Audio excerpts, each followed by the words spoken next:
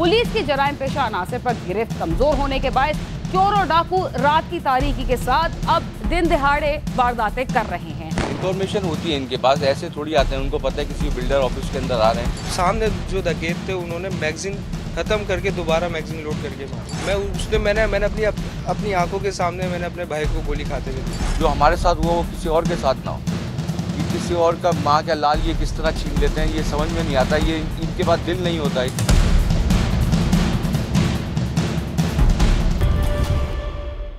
शहर कायद में चोरी और डकैती की वारदातों और स्ट्रीट क्राइम्स में हालिया दिनों में तशवीशनाक हद तक इजाफा हुआ है, जिसके बायस शहरी शदीद खौफ में मुब्तला हैं। शहरियों को रोजाना डकैत गिरोह निशाना बना रहे हैं, लेकिन पुलिस सब अच्छा है कि रट लगा रही है। खवातीन के पर्स और जेवरात और शहरियों से मोबाइल फोन छीनने की वारदातें अब रोजाना पेश आ रही हैं।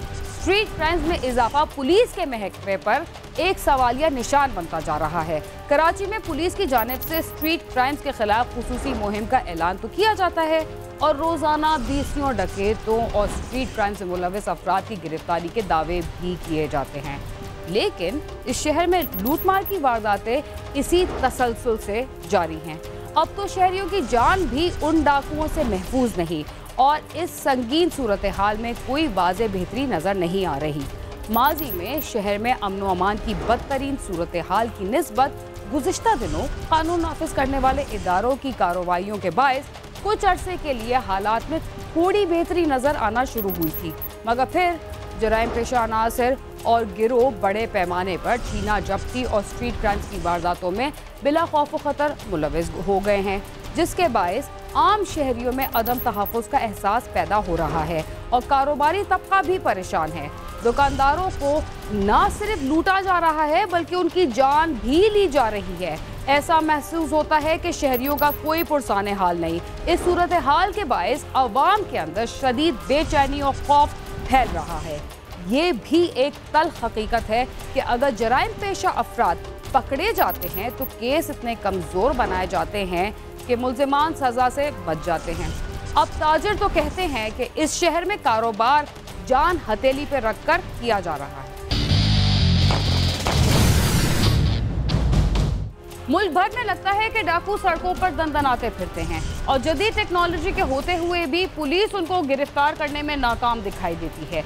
पुलिस की जराइम पेशा अनासर पर गिरफ्त कमजोर होने के बाद चोर और डाकू रात की तारीकी के साथ अब दिन दिहाड़े वारदातें कर रहे हैं और उनकी दीदा दलेरी बढ़ती ही चली जा रही है, जिसकी वजह से अमन व अमान की सूरत हाल को बरकरार रखना पुलिस के लिए एक बड़ा चैलेंज बनता जा रहा है।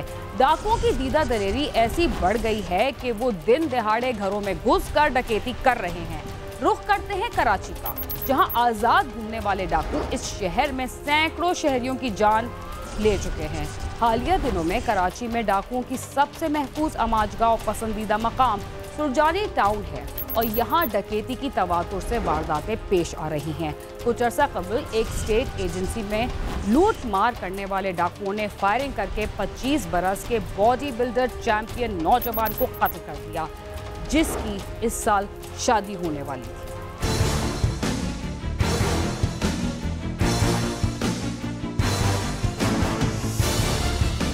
कराची में स्ट्रीट क्रिमिनल्स का राज है। इस शहर में दंदनाते डाकुओं से कोई महफूज नहीं। खास तौर पर कारोबारी अफराद तो इन डाकुओं का निशाना है। अगर ये कहा जाए कि शहर कराची में कारोबार जान हथेली पर रखकर किया जा रहा है तो गलत नहीं होगा। सैकड़ों अफराद इस शहर में दंदनाते डाकुओं की गोलियों का निशाना बन चुके हैं, लेकिन पुलिस है कि उसके कान पर जूं तक नहीं रेंगती।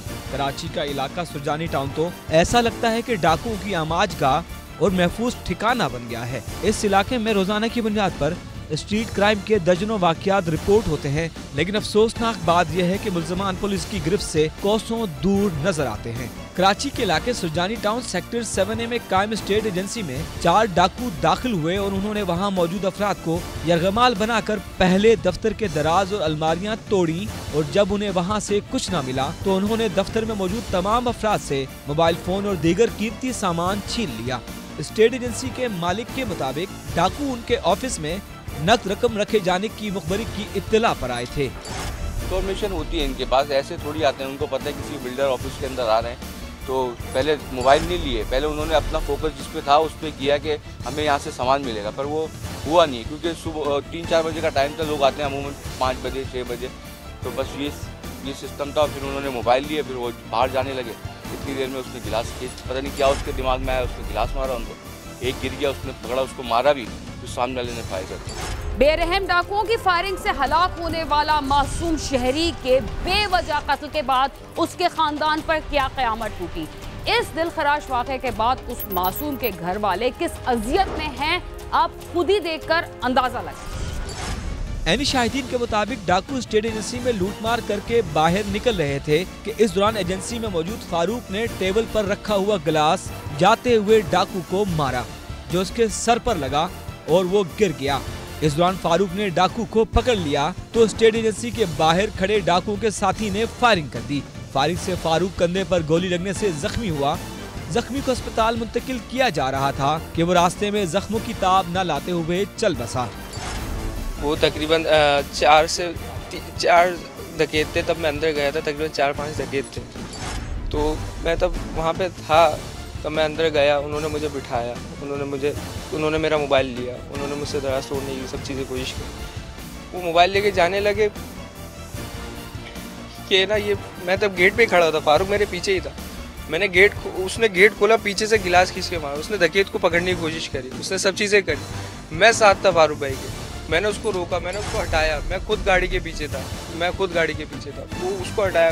ये जैद भाई हमारे, उन्होंने भी खींचा था कि फारूक छोड़ दे, लेकिन वो सामने जो डकैत थे उन्होंने मैगजीन ख़त्म करके दोबारा मैगजीन लोड करके मारा। मैंने अपनी आंखों के सामने मैंने अपने भाई को गोली खाते हुए दी। इस बेरहम कत्ल के बाद फारूक के इलाके में बसने वाले अफराद का इस बारे में क्या कहना है? इस इलाके में कारोबार करने वाले अफराद किस लिए इतने खौफजदा हैं? आइए ये भी देखिए। एनी शाहिदीन के मुताबिक डाकू मोटरसाइकिल पर सवार थे जो फायरिंग करने के बाद मौके से फरार होने में कामयाब हो गए। मकतूल फारूक 25 बरस का नौजवान था और बहन भाइयों में 5वें नंबर पर था और उसके घर वाले इसी बरस उसकी शादी की तैयारियां कर रहे थे।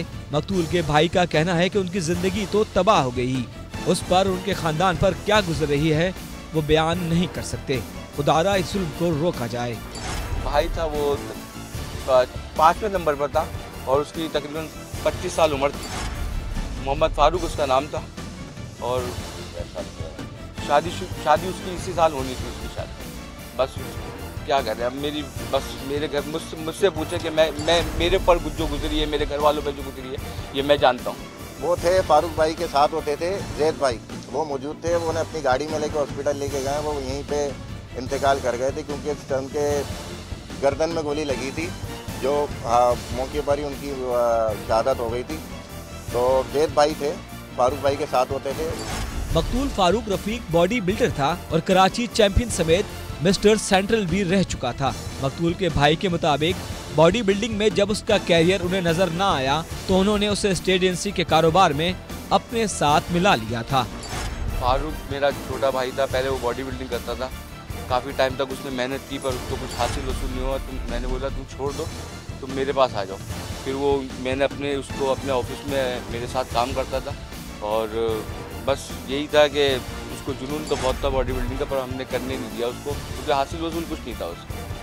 डकैती मुजाहमत पर नौजवान के कत्ल के वाक़े के खिलाफ इलाका मकीनों ने शदीद एहतजाज किया। मुजाहिरीन का मुतालबा था कि मुल्ज़िमान को जल्द गिरफ्तार करके कैफरे के दार तक पहुँचाया जाए और उन्हें तहफ़्फ़ुज़ भी फराहम किया जाए। सुजानी टाउन में कारोबार करने वाले अफराद खुद को इंतहाई गैर महफूज तस्वुर करते हैं। यहाँ के मकीनों और ताजरों का कहना है कि उनके इलाके में डाकुओं की लूट मार के वाक़यात रोजाना की बुनियाद पर पेश आते हैं। इस इलाके में कारोबार करना इंतहाई मुश्किल हो गया है। गुज़िश्ता 2 माह से इस तरह के वाक़यात में इजाफा देखा जा रहा है। ये दरअसल 1 माह में चौथा वाक़या बड़ा हो चुका है। पहले हमारे एक स्टेट एजेंट भाई रेहान फारूकी को शहीद किया गया, 3 स्टेट एजेंट भाइयों को लूट मार करके लूटा गया, उनका माल असबाब लूटा गया, जिसकी थाना सरजानी में हम मुसलसल उनको दरख्वास्तें दे रहे हैं लेकिन कोई कार्रवाई अमल में नहीं लाई जा रही। भाई जवान खून था, जैसे ही वो एक जाने लगा तो उसने पीछे से उसको गिलास मारा, उसको पकड़ लिया तो हमें नहीं पता था कि 4 तो अंदर थे, 2 बाहर भी थे, 2-3 बाहर भी थे।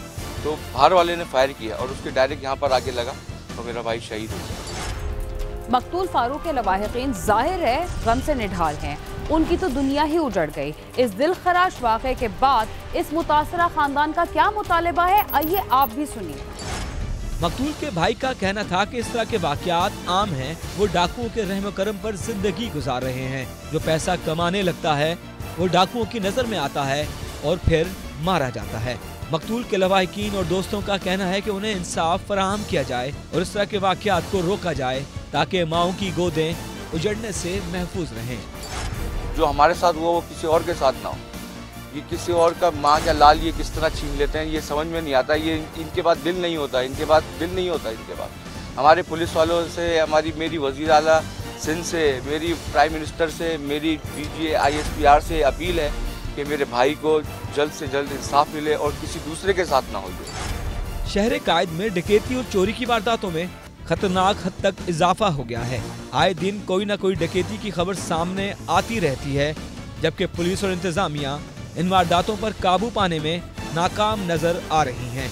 पुलिस का काम अब ऐसा लगता है सिर्फ मुकदमा दर्ज करना रह गया है। कैमरामैन इम्तियाज अली के साथ सालिक शाह, समा, कराची।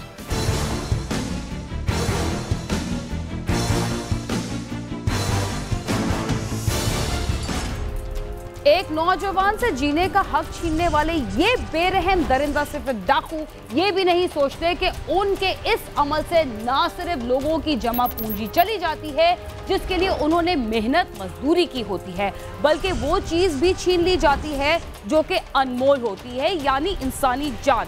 शायद उनके घर में भी बच्चे होंगे मगर किसी की गोद उजाड़ते वक्त उनको सिर्फ पैसों का ख्याल ही होता है।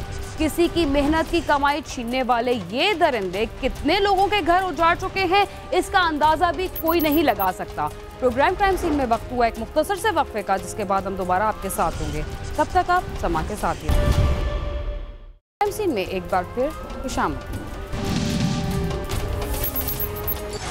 वक्फे से पहले आपने देखा कि कराची में बेरहम डाकुओं ने कैसे एक खानदान की जिंदगी में अंधेरे भर दिए।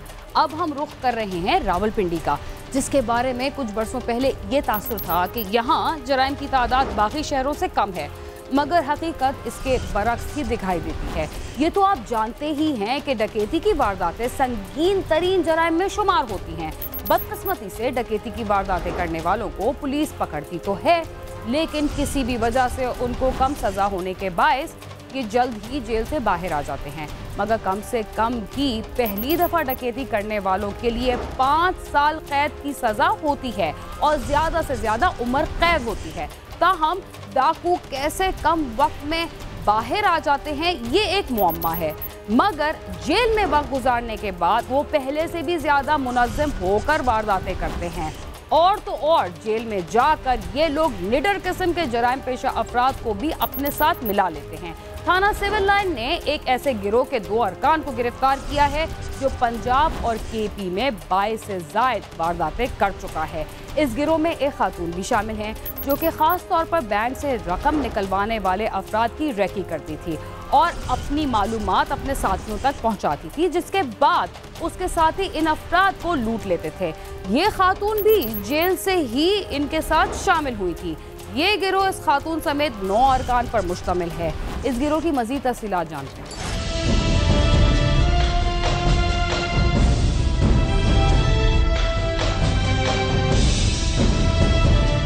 बाबा गैंग बैनुल सूबाई डकैत गैंग है। इस गिरोह के अरकान 2014 में पहली मर्तबा गिरफ्तार हुए थे। इनमें शकील कियानी, हाफिज अशरफ, आमिर शाह और दीगर लोग शामिल थे। गिरफ्तारी के बाद ये जेल चले गए। जेल में इन्होंने अपने गैंग को मजीद बढ़ा लिया। ये शकील कियानी उर्फ बाबा बैनुल सूबाई डकैत गैंग है। ये 2014-15 में पहली दफ़ा अरेस्ट हुए थे, जेल गए। उसमें शकील कियानी था, एक हाफिज अशरफ, आमिर शाह, 1-2 इनके और गैंग मेंबर्स थे। ये गिरफ्तार होकर लाहौर से ये लोग जेल चले गए। जेल में गए, जेल में जाकर इन्होंने दोबारा अपने गैंग को बढ़ा लिया। उसमें दीगर गैंग मेंबर्स इन्होंने शामिल कर लिए। जेल से रिहा होने के बाद इस गिरोह ने रावलपिंडी, इस्लामाबाद, लाहौर समेत कई शहरों में डकैती की वारदातें की। जेल जाने के बाद ये लोग जेल में ही अपने मेंबर्स बढ़ा लेते हैं और आखिरी बार जेल जाने के बाद इनके साथ नाजिया बीबी नामी खातून भी शामिल हो गई थी। ये जेल से रिहा हुए, उसके बाद इन्होंने दोबारा रावलपिंडी, इस्लामाबाद पंजाब के दीगर अजला लाहौर, फैसलाबाद, गुजरांवाला, सियालकोट, सरगोदा, बलवाल, वहाँ पे इन्होंने हाउस रॉबरी, इवन भावलपुर में भी इन्होंने हाउस रॉबरीज की। और जब ये जेल जाते हैं, जब जेल से निकलते हैं तो ये आहिस्ता आहिस्ता अपने गैंग मेंबर्स जो हैं वो जेल के अंदर नया गैंग बना लेते हैं, नए लोग गैंग के साथ शामिल कर लेते हैं। जैसे अभी इन्होंने एक खातून जो है नादिया बीबी, ये इन्होंने शामिल कर ली कि जो बैंक के अंदर ये वारदात करते हैं, रैकी के लिए खातून को साथ लेके जाते हैं।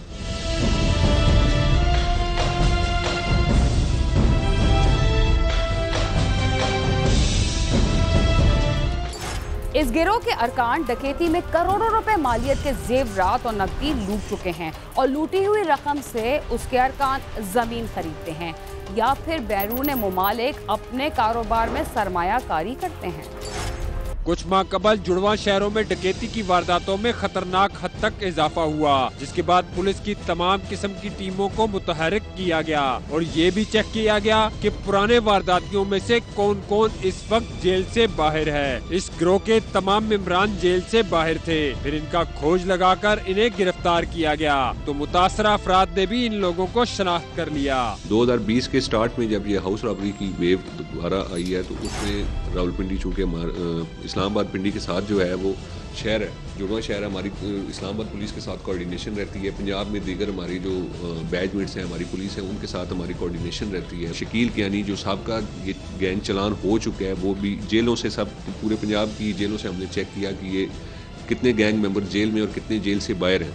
उसमें जब पता चला कि ये लोग जेल से बाहर हैं तो इनके ऊपर हमें शुबा हुआ, शक हुआ, तो इनके पीछे हमने जदीद टेक्नोलॉजी और ह्यूमन रिसोर्स की मदद से, क्योंकि ये सारे के सारे इंटरनेशनल जो नंबर्स हैं उनके व्हाट्सएप इस्तेमाल करते हैं, तो इनके पीछे वर्किंग स्टार्ट करके इनको ट्रेस करके इनको अरेस्ट किया, इंटरोगेशन की, तो उसमें ये सारी वारदातें हमारी ट्रेस हुई। ये गिरोह बहुत पुराना है और 22 से ज्यादा वारदातें कर चुका है। वारदात के बाद ये लोग रकम आपस में तब्दील कर लेते हैं, छीने गए जेवरात पंजाब के मुख्तलिफ इलाकों में फरोख्त करते हैं और फिर वो पैसा घर वालों को भेज देते हैं या फिर बैरून मुमालिक में भेजते हैं जहाँ इनके कारोबार हैं। इस गिरोह के 2 तरीका वारदात हैं। पहला तरीका के पौश इलाकों के घरों में घुसकर पहले तो अपना तारुफ करवाया कि उनका ताल्लुक पुलिस या FIA से है। दूसरा तरीका कि बैंक से निकलने वाले अफराद का पीछा करके उनसे रकम छीन। शकील का ये गिरोह जब घर में वारदात करता है तो सबसे पहले रेंट की गाड़ी लेता है, फिर ये लोग पोश इलाके में किसी घर को हदफ बना लेते हैं और उस घर में घुस जाते हैं। ये लोग कीमती कपड़े पहने हुए होते हैं और अंदर दाखिल होने के बाद गन पॉइंट पर घर वालों को यरगमाल बनाकर लूट लेते हैं। ये शकील कियानी गैंग जो है ये हाउस रॉबरी जब की वारदात जो करते हैं तो ये नए मॉडल की गाड़ी रेंट के ऊपर लेके उसकी नंबर प्लेट चेंज करके उसी मॉडल के साथ मिलती जुलती जो नंबर्स हैं वो इंटरनेट से कॉपी करके और वो नंबर प्लेट बना के पोश एरिया में जो है वो दिन के टाइम गाड़ी मूव करते हैं।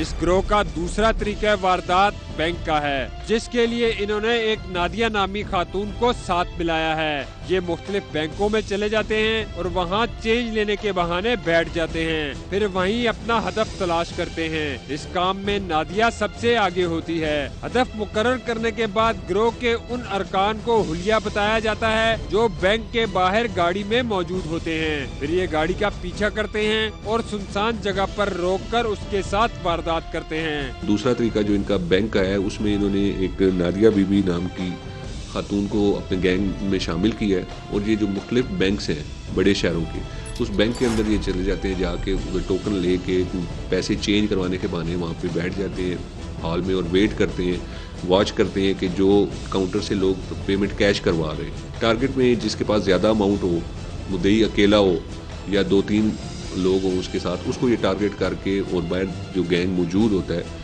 उसको इन्फॉर्म करते हैं और उसके पीछे ये मूव करना शुरू कर देते हैं। और ये व्हाट्सएप इस्तेमाल करते हैं, बैरून मुमालिक के नंबर्स का व्हाट्सएप इस्तेमाल करते हैं, व्हाट्सएप कॉल के ज़रिए दीगर गाड़ी का बता देते हैं और साथ पीछा करते हैं, रैकी करते हैं, जहाँ इन्हें सूटेबल प्लेस मिलती है वहाँ पे ये गन पॉइंट के ऊपर रकम छीन लेते हैं। इस गिरोह की 22 से जायद वो वारदातें हैं जो इन्होंने मिलकर की हैं। इसके अलावा इस गिरोह के मेंबरान अलग से भी वारदातें करते रहे हैं। इनकी गिरफ्तारी के बाद वारदातों में अचानक कमी से अंदाजा लगाया जा सकता है कि इस गिरोह ने कितना खौफ बिठा रखा था। उम्मीद है कि इस मर्तबा इनके लिए सख्त सजाएं तजवीज करके आम शहरियों को इनसे तहफ्फुज दिया जाएगा। कैमरामैन सद्दाम मलिक के साथ नईम जजुआ, समार, रावलपिंडी।